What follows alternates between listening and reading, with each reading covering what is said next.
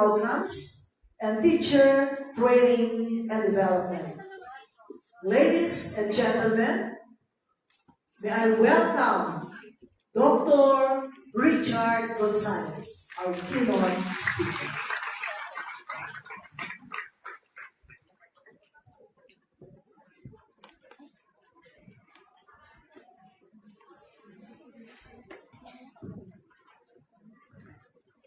Dakal salamat, Dr. Aida.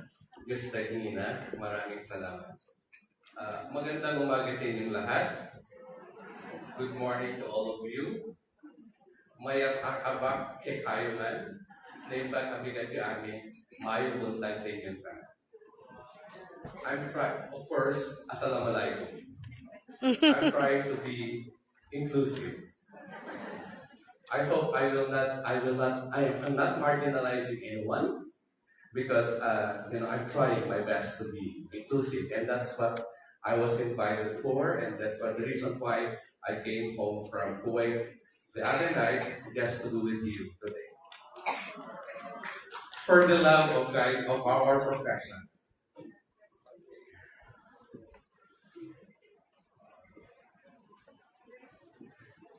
When I was in the middle of a workshop when suddenly I got a message from my very good student, Dr. Sheikh Hobson. And guess what the workshop I was attending during that time, in which I cannot say no to Sheikh. I was attending a 2-day workshop on unconscious bias. Because, and I was, and they were emphasizing that, as a World Bank staff, you should be able, we should not have any biases, unconscious biases, and we should be very inclusive. Okay, we should always look at the equity, not the equality, but more of equity, and of course, promoting social justice. And always be a part of a respectable work environment. So when Sheikh said, Sheikh, are we making a connection? Because here I cannot say no, because the moment I say no, that means I would be marginalizing you because, not just because. So I said, okay, I'll find time. And then I said, okay, I'll be flying back to Manila in October. So yesterday I was at Centro Escolar University addressing also the Philippine Society of Education Research and Evaluation on another topic on data analytics, which is very far. And tomorrow I will be addressing another group. Okay, on theory of change in program evaluation. So, maraming salamat, and I'm really honored to be invited again by this beloved group. I started, my first job actually is a psychometrician and guidance counselor. When I was, that was about more than 30 years ago. Never mind, no. But anyway, this is a 54th mid-year. Okay, so that means you had your first mid-year conference the year I was born. So, may clue na ba? Okay, I will be in 6 years. I will be a dual citizen, just like most of my friends who, after our dinner yesterday, they started bringing out their cards. And they said, okay, so and they said, Cha, you are not privileged yet to bring out your card. Okay. So, I like this. So, my hope in this presentation is that I'll be able to share some of my thoughts as well as reflections in our profession that we continue in accelerating our efforts worldwide. Okay, as part of an international development organization, we always, promote inclusion, equity, and social justice. As you can see in my laptop, I have a sticker here ending poverty, which is the twin goals of the World Bank. Okay, our end poverty and we shared prosperity. So that's our. So and I would be able to inspire among us champions to promote social justice and inclusive society in the practice of our professions.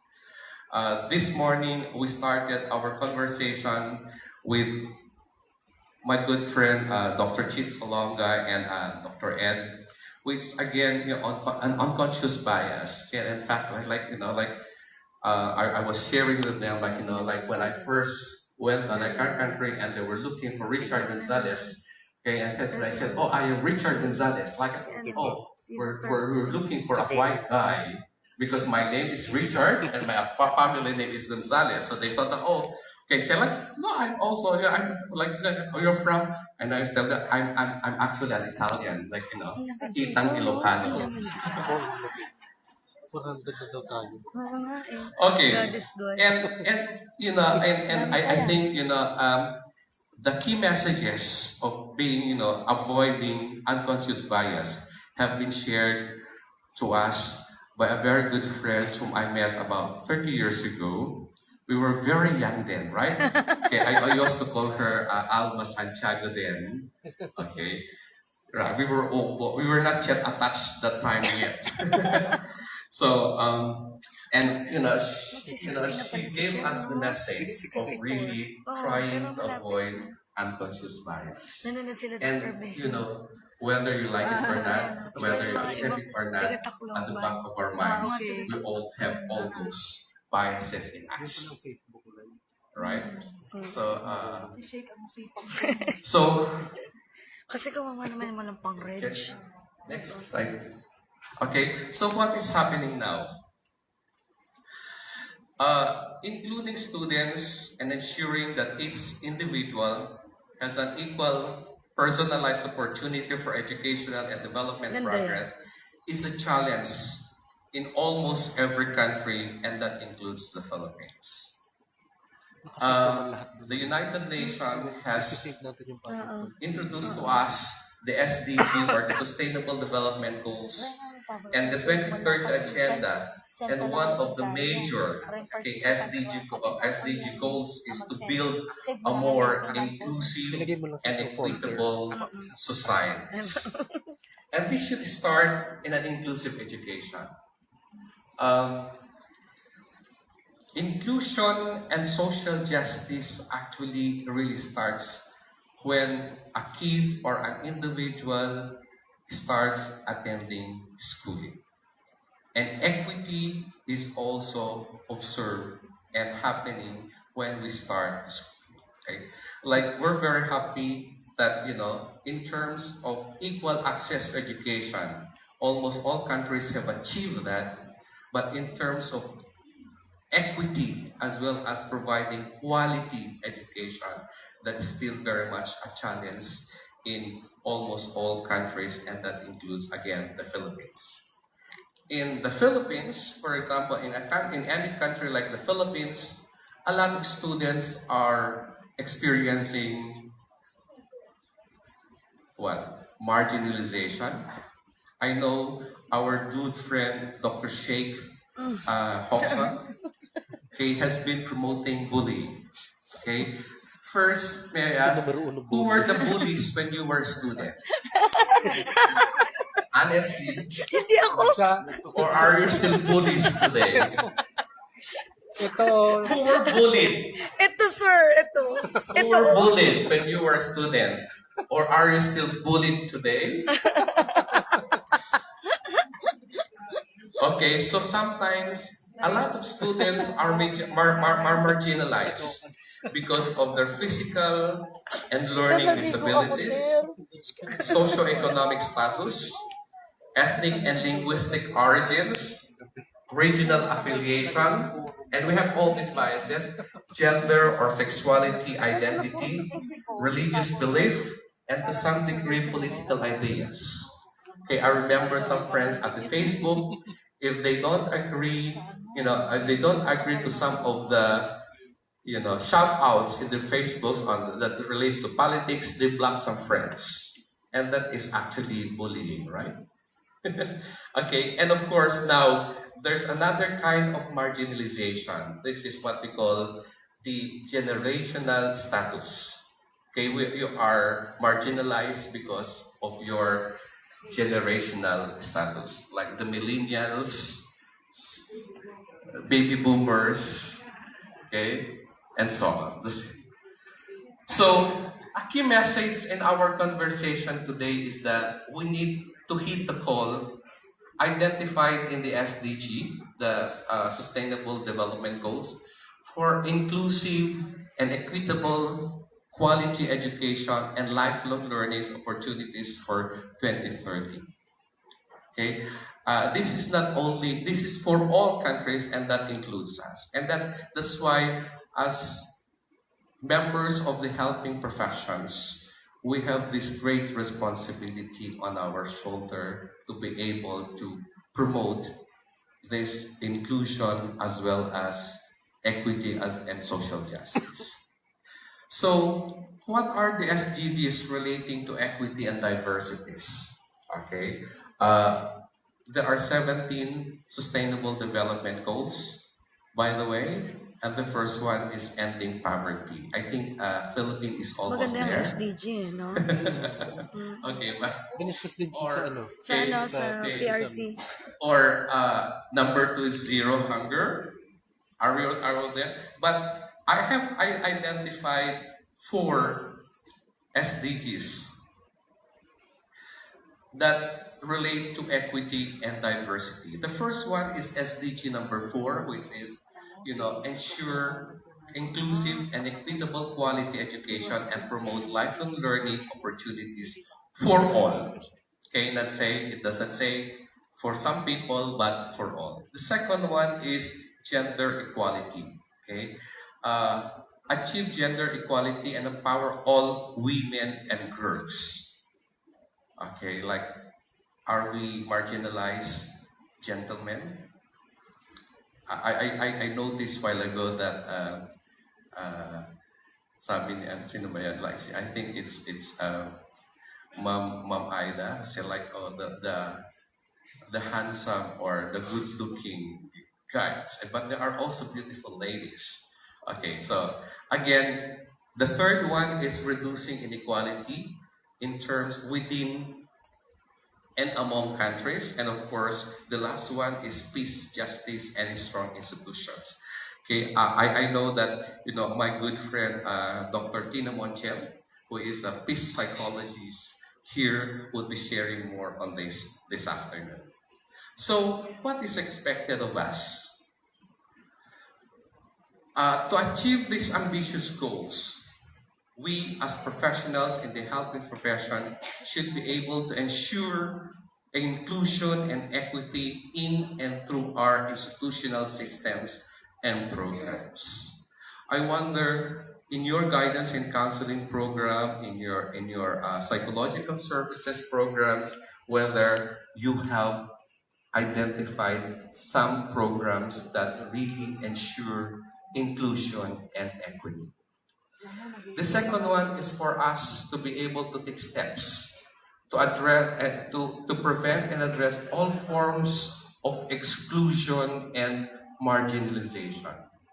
Okay? Who remembers, like, nung bata pa kayo, yung sasabihin sa'yo, ay, hindi ka kasali, kami lang. Right? Did you na-experience niyo yun? Okay? O hindi ka kasali kasi red ang damit mo, kami lahat green.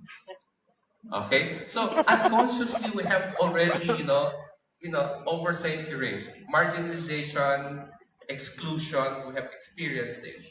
Okay? We should be able to address all forms of exclusion, marginalization, disparity, vulnerability, and equality in educational development, access, and participation. In fact, I then realized, like, the practice of some institutions, like, you cannot take the final exams because you cannot pay your tuition fees. Are we guilty of that? Is that inclusion, equity, or marginalization, or inclusion? We should be able to understand learners or individual diversities as opportunities to enhance and democratize learning and development for all our clients and partners. As an organization, the PGCA, we should advocate and support policymakers, practitioners, and key stakeholders in their efforts to develop and implement inclusive policies, programs, practices to meet the needs of our clients and audiences. And I challenge probably the PGCA, even my colleagues from the PAP, to reach out to the UN organization to ensure that we have participation in achieving at least the SDG 4 and SDG 5.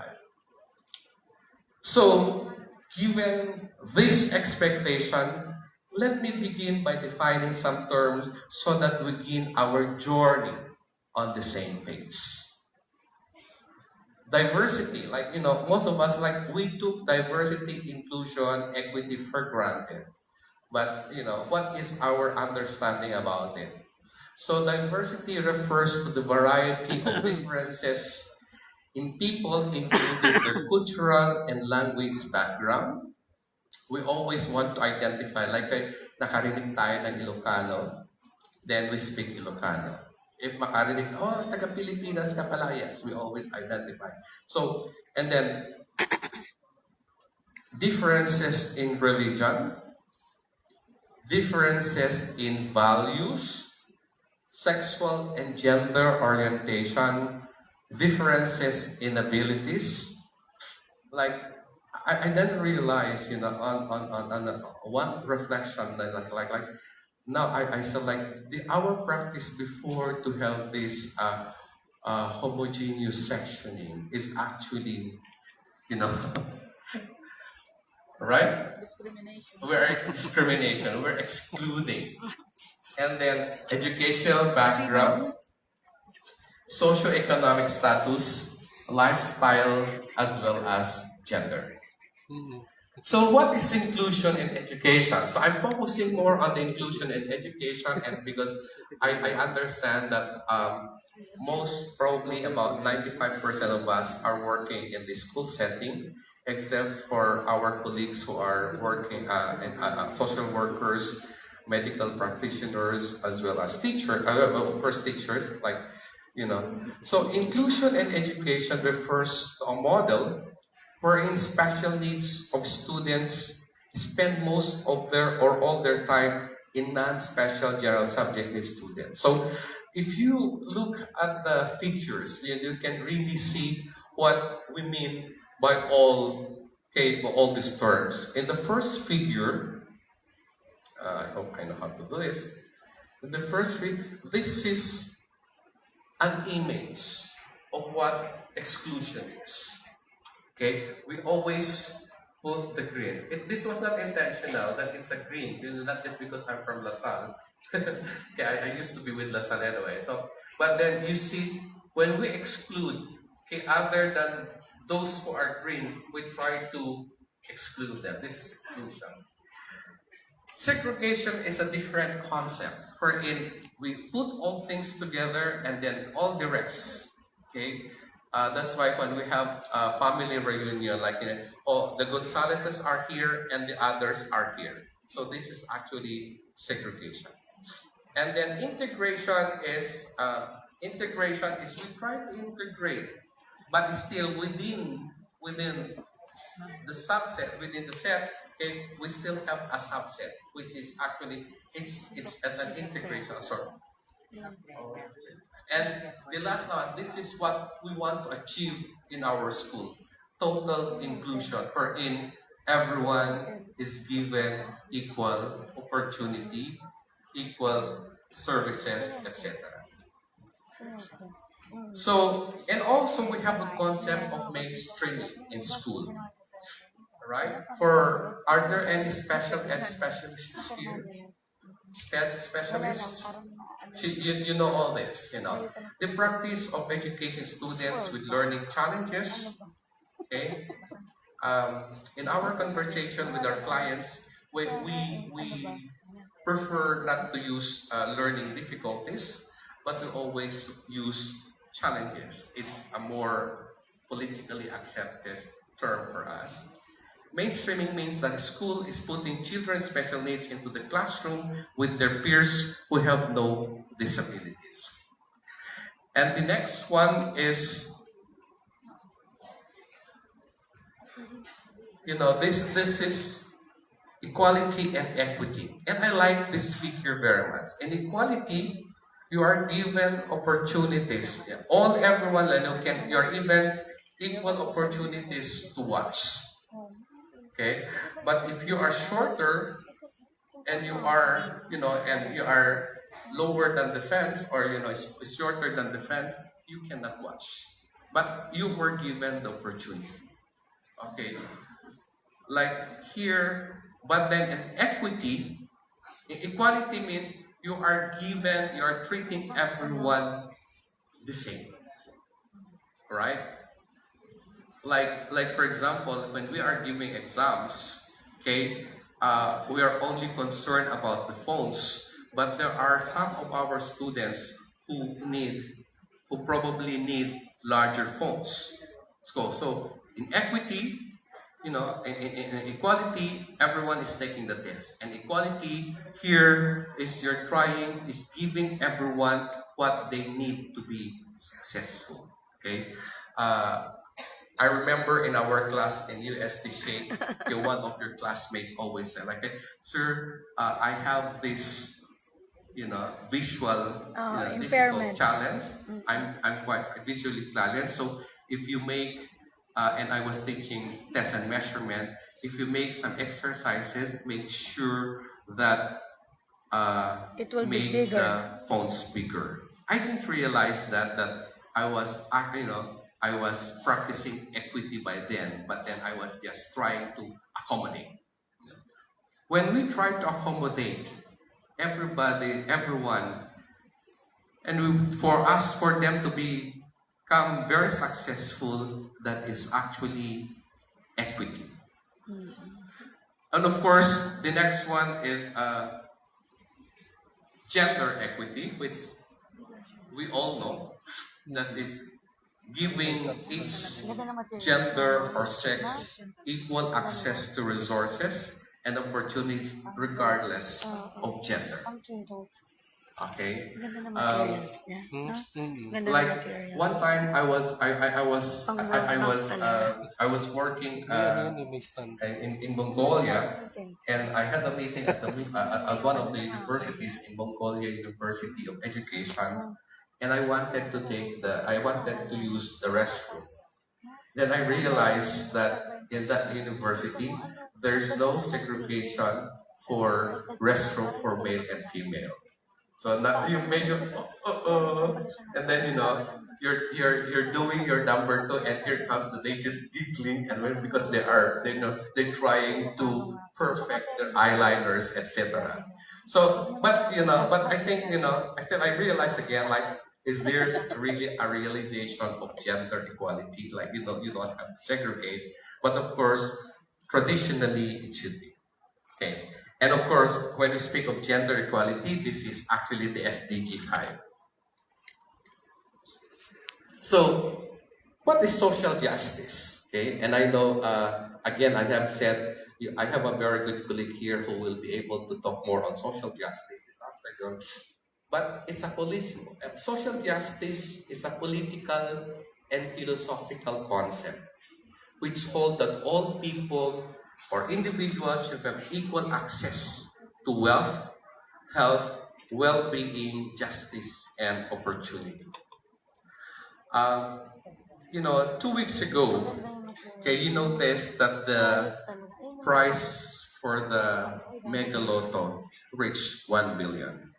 And I read one in the one shout out, in the Facebook, that instead of just giving it to one, if you divide the number of Filipinos, each one will be able to get at least 500,000 or at least even a million, right? Like 1 billion divided by 1 million, so we should have at least 1 million each. Okay? If our country practice social justice, all of us should be millionaires today. Okay? Do you realize that? That could have been a very, that would put us, okay, in the Guinness Book of Record if, they did that 2 weeks ago or a week ago. So, the central message, is simple. Every individual matters and matters equally. Okay, thank you very much. Tapos na po. Yeah. Okay, so next, implementing the message of inclusion and social justice has prerequisites. Okay, it requires a paradigm shift in our thinking and practice at every level in our educational system.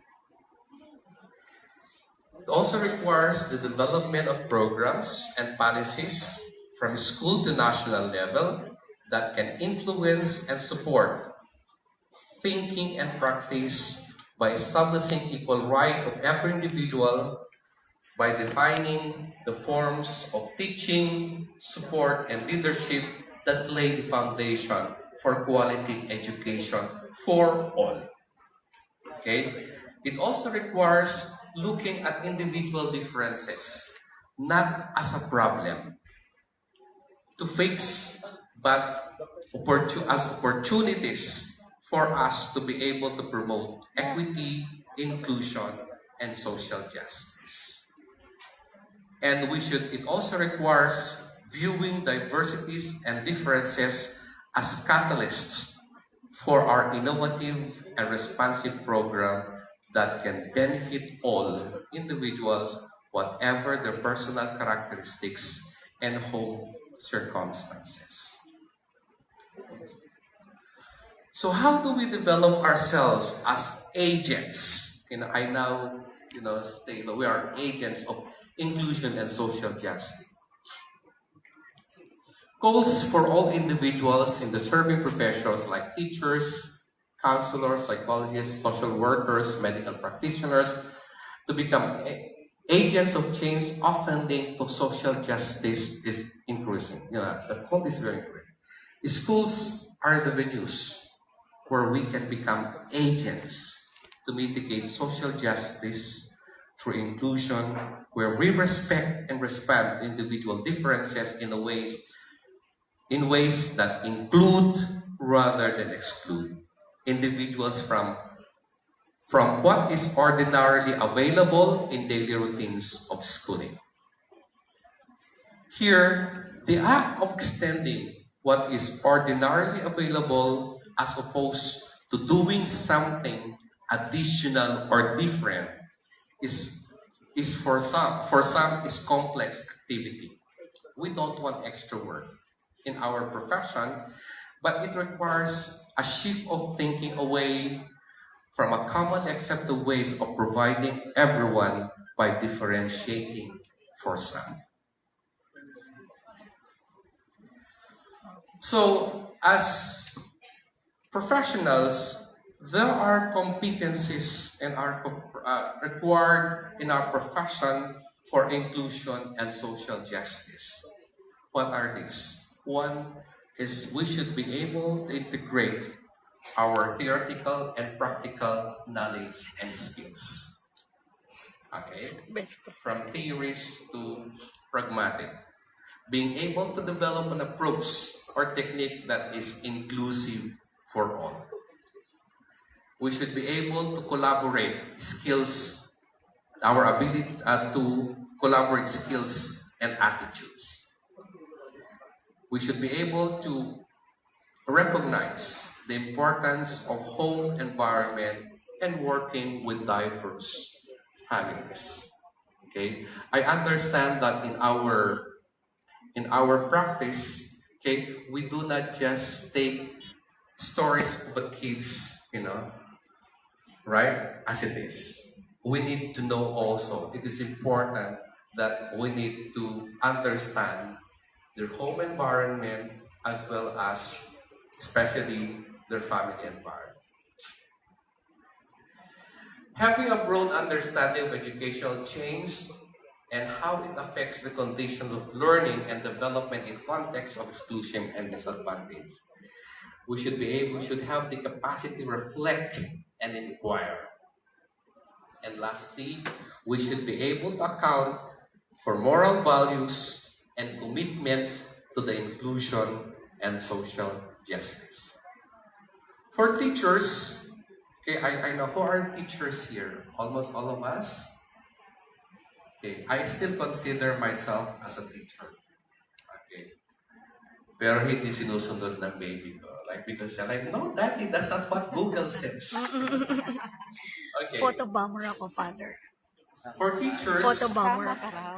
the most relevant areas of competence for promoting inclusive practice is the understanding how broader social forces influence exclusion and disadvantage.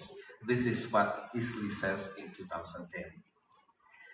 Teachers committed to social justice and inclusion must be capable of building appropriate professional relations with students. Okay? Underline here, professional relations with students and other actors in order to respond adequately to students' diverse needs. Teachers should be supportive, should establish supportive relationship, and knowing student is particularly important when teaching students from diverse background.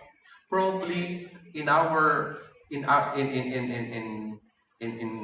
the provinces, it's easier because almost all kids speak the same language and they belong to almost the same communities. But when they come at the university, wherein you have students coming from Luzon, Visayas, and Mindanao, and even foreigners, you may be able, here diverse needs would be more apparent.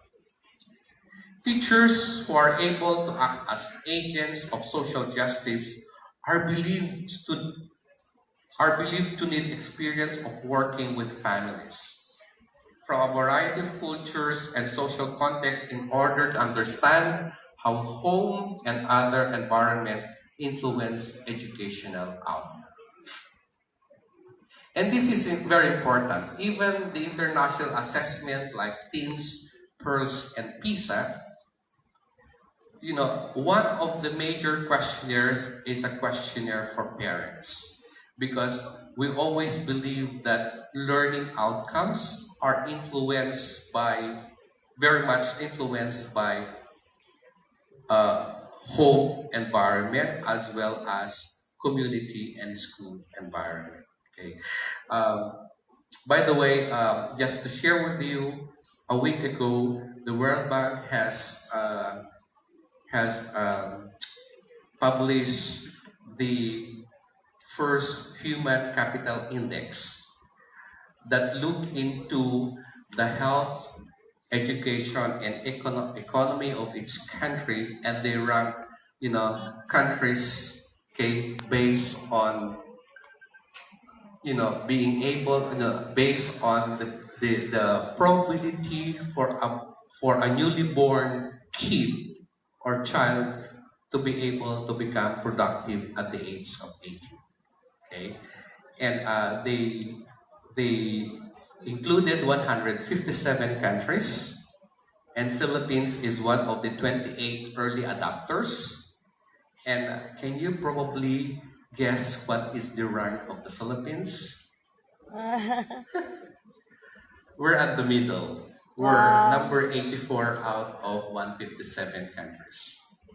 Okay, and of course, the top country case is Singapore, followed by Japan and Korea. Okay, the reason why we're quite competitive in terms of our child survival, maternal and health indicators, okay, economic indicators. But what is very low and very, is we're very poor in terms of the harmonized test scores. Okay, because based on the previous results of TIMSS, and even pizza, and even egra. Okay, Philippines is just at the bottom. And it was a big, a big thing for all of us. Like, oh, probably, like we've been talking for the past 2 months before it was launched on October 11 in Bali, but the ranking was embargoed until October 11, October 11, and we were saying like, what's the rank of your country? What's okay, but okay, I think we are in the middle. Okay, now how are we taking the challenge of inclusive and social justice in our profession? Can you tell me how? As professionals, are we valuing the presence, participation, and achievement of all individuals regardless of their context and personal characteristics? What is your rating? Is it the happy face? Is it the happy face, the middle one, or the sad face? Can we make a survey later on? So to do our ranking here. So do we value the presence, participation, and achievement of all individuals? Okay? Sino nag-experience yung nasa klase ka, you keep on raising your hand because you know the answer, but your teacher was ignoring you. Diba? Yes. Or your teacher only, talks to the students in front. Who cares about those people at the back? I'm not saying that I'm not listening to your whispers there. Okay, I know what you're whispering. Ang gwapo ni Dr. Chat, no? Okay. Ano lang yun. So, regardless of their context and personal, and as teachers, we have that tendency. This is our unconscious bias. We always think that the best student is also the best leader in our class. Yeah. So that's why when we give out responsibilities to our students, we always think of the best, right? Of the best student, but necessarily the best leader. We always think that the best student is also the best dancer, kasi siya yung palagi sinasalot, right? The best orator, right? But there are other talents in your 1,001 students in class. But here, okay, and aminin natin, sometimes we have the tendency na kung sino yung mayaman, sino yung magandang damit, sino yung makinis ng sapatos, sila yung una nating pinapansin. Are we guilty? Not guilty. Guilty? Okay, buti pinaamin po natin. Okay. Next, please. As professionals, are we recognizing the benefits of student diversity and how we live with and learn from the difference? Okay, like, a friend of mine was sharing, like, and it's your own experience, like, kung may mga foreigners sa klase ko at aircon yung klase ko, as much possible ayaw kong magturo. Kasi may ron silang sinasabi. They speak different language. Okay, or they smell differently from most of us. Lalo na yung mga... But, they are diverse. India. They have their own culture. Okay, we don't eat biryani every day. We don't eat masala, or we don't eat, but we eat patis every day, which they also think we smell like patis. Right? Yeah, or sinigang. Okay. So, we should be happy if our students either are diverse, because it's a very good learning experience when you have a diverse students as well as clients. Learn from each individual or different individual. Okay, again, okay, what is our rating? Happy? Ano yung nasa gitna? Wala lang.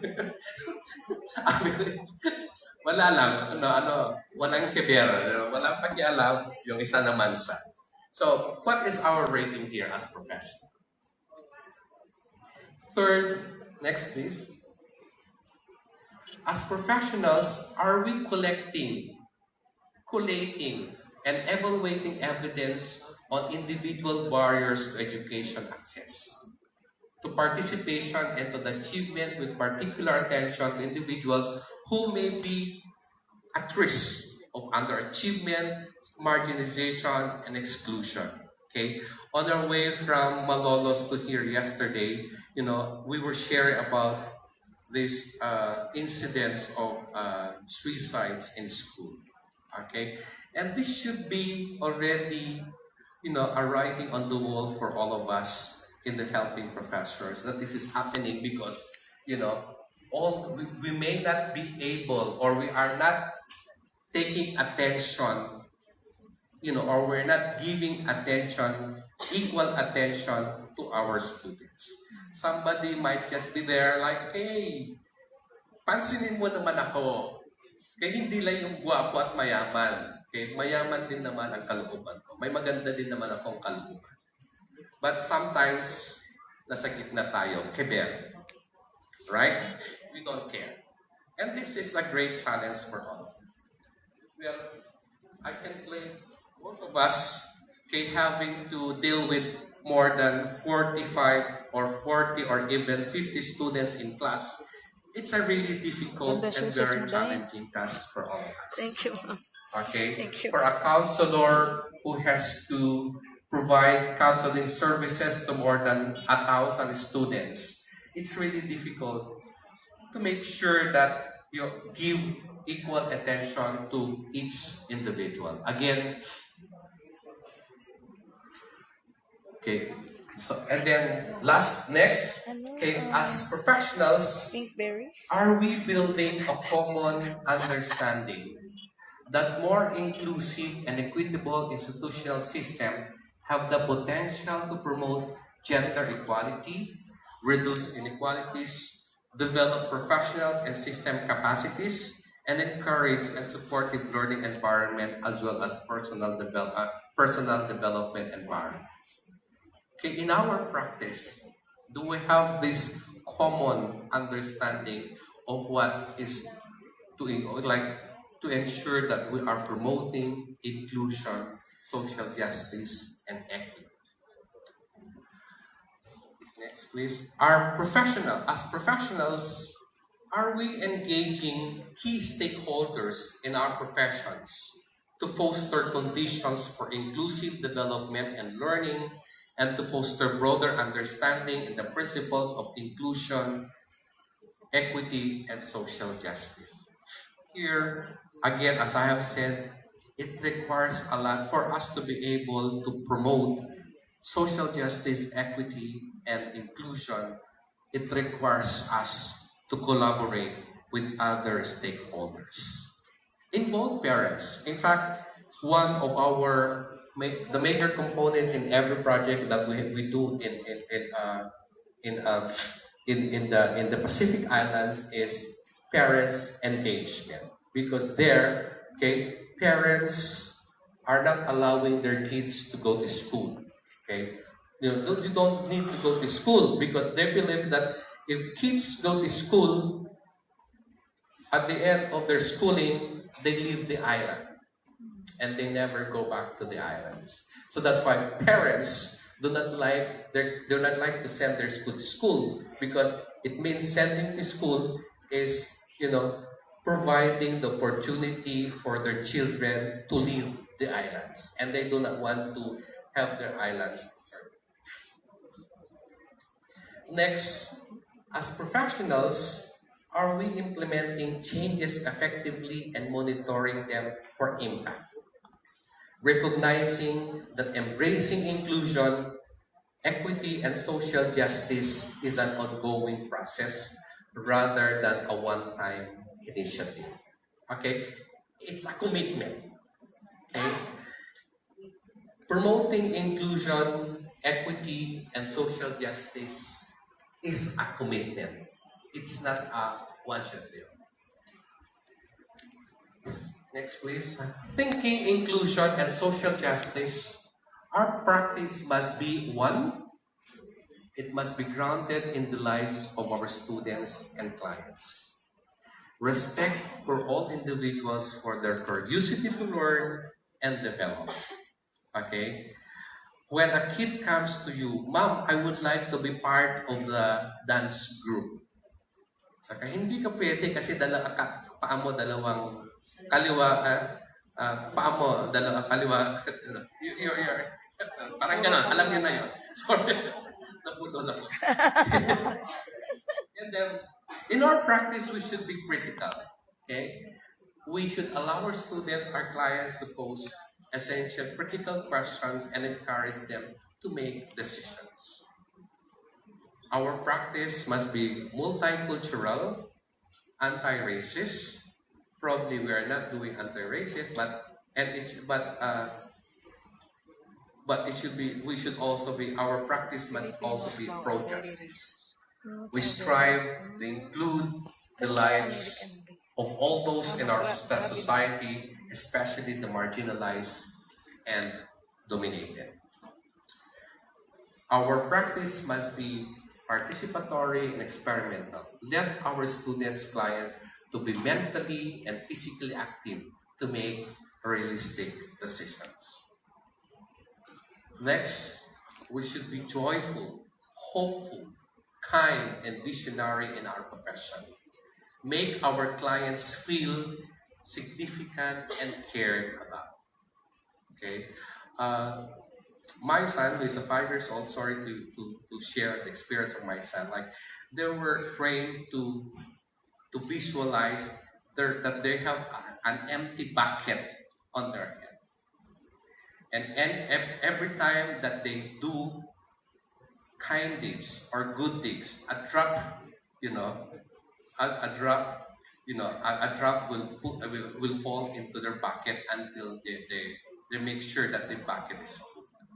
And medyo inuto ko naman ng anak like, son, can you put this in the garbage bin? Like, Daddy, I'm said, okay, you don't get a drop in your bucket. Okay, I'll do it, Daddy.